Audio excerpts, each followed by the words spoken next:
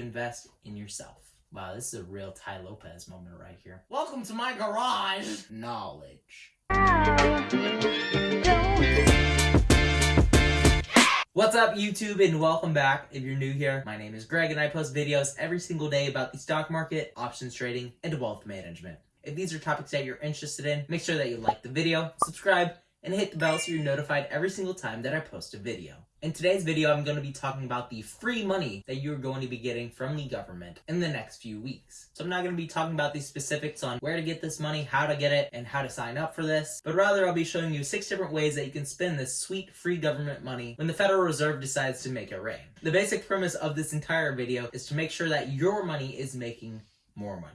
Because that's what we're all in this for. We want our money to work for us rather than having to work for our money. If your consumer ego is telling you, Greg, I need to spend this money now, it's free money, then that's completely fine. Set aside 5 or 10% of this money and spend it on whatever you want. I don't care. Go balls to the wall. But with the other 90 to 95%, you should be spending this money on these different things that I'm going to be mentioning today. First and most importantly is to pay your bills. I know this isn't the sexiest idea out there, but it is the most important of all. You need to do your own research because different companies are offering different programs during this COVID-19 crisis. Some companies are offering to defer your payments for a few months while others are not. Even the ones that are allowing you to defer your payments, they might be charging for late fees and interest. You should be checking in with your landlord, banking institutions, and utility companies to see what kind of accommodations that they're offering during this time.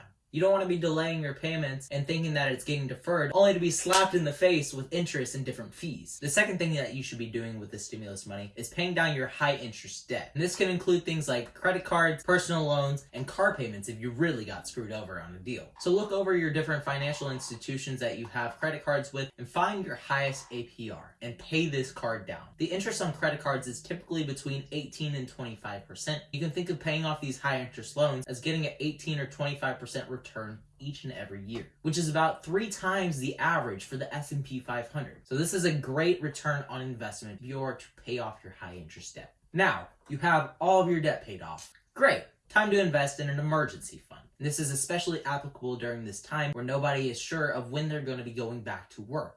Everyone is speculating that business is going to open up again next month, but we don't know what this is going to look like. We don't know which sectors are going to be opening, which ones are going to stay closed. We don't know who will be going back to work during this time. So if the company that you work for hasn't made it clear when you will be going back to work, this is the best time to save up just in case you're laid off for another month. Even if you do know when you're going back to work, emergencies happen all the time. Personally, every time that I think that my life is going good, my car decides to break down. It's important whenever you're saving that you're not just keeping cash on hand, putting it in a piggy bank. Rather, you should be putting this money into a high-interest savings account. That way, your money can make more money. This is probably a magical concept that you've heard of called compound interest. There's a bunch of different banks out there that offer a bunch of different interest rates ranging from 0.01 to 2%.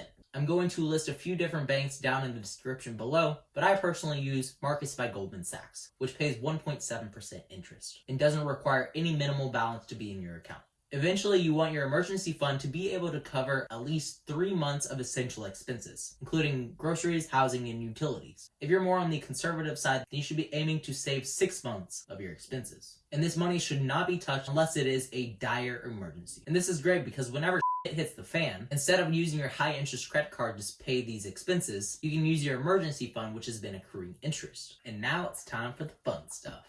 The fourth thing that you can spend this money on once you've paid your bills, paid down your high interest debt, and have established an emergency fund of 3 to 6 months is to play in the stock market.